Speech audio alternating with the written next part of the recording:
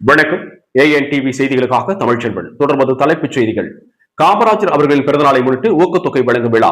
தொடர்வது விரிவான செய்திகள். ஒரு பெண்ணிற்கு கல்வி புகட்டுவது ஒரு குடும்பத்திற்கே கல்வி புகட்டுவதாகும் என்ற பொன்மொழிக்கேற்ப அரசு பெண்கள் மேல்நிலைப் பள்ளியில் கர்ம வீரர் காமராஜர் பிறந்தநாளையொட்டி கல்வி ஊக்கத்தொகை வழங்கிய செங்கல்பட்டு நகர வியாபாரிகள் நலச்சங்கம்.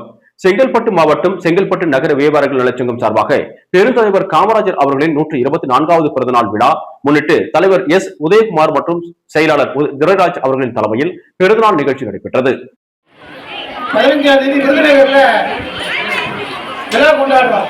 இந்த வாட்டி பெரிய விழா வந்து அப்படின்னா கிட்டத்தட்ட ஒரு 10 ஏக்கர்ல பெருந்தலைவர் காமராஜர் 70 வயது சிலை வச்சு அதற்கான ஒரு 60 கோடி ரூபாய் எஸ்டிமேட் போட்டு அதுக்கான பணிகள் நடைபெறனால இந்த வாட்டி கொஞ்சம் சிறப்பாக நடத்தினால நீங்க யாரெல்லாம் மொபைல் எடுத்துக்கிட்டு அப்பாவுக்கு தெரியாது அம்மாவுக்கு தெரியாது டீச்சருக்கு தெரியாதுன்னு போறீங்களோ உங்க பின்னாடி யார் வரும்?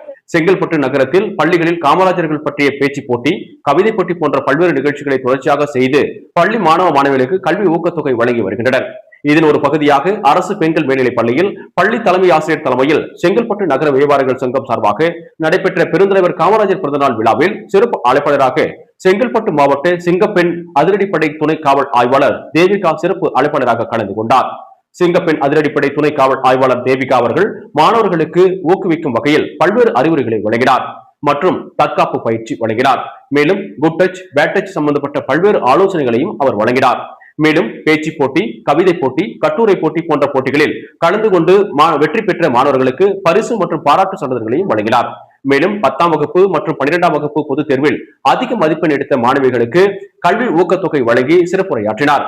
குறிப்பாக செங்கல்பட்டு நகர வியாபாரிகள் நல சங்கம் சேவையை ஆண்டுதோறும் செய்து வருகின்றது. ஊக்கத்தொகை பெற்ற மாணவிகள் மிகவும் மகிழ்ச்சி அடைந்தனர். இவ்வகை செயல் மாணவிகளை கல்வி தரத்தில் மேலும் வளர ஊக்குவிக்கும் வகையில் அமைந்துள்ளது. இன்னும் அடுத்த வருடம் இன்னும் சிறப்பாக செய்ய வேண்டும் என பல்வேறு முயற்சிகள் மேற்கொண்டனர். இந்நிகழ்ச்சியில் செங்கல்பட்டு நகர வியாபாரிகள் நல சங்க உறுப்பினர் மற்றும் பள்ளி மாணவிகள், ஆசிரியர்கள் ஏராளமானோர் கலந்து கொண்டு பிறந்தநாள் விழாவை சிறப்பித்தனர்.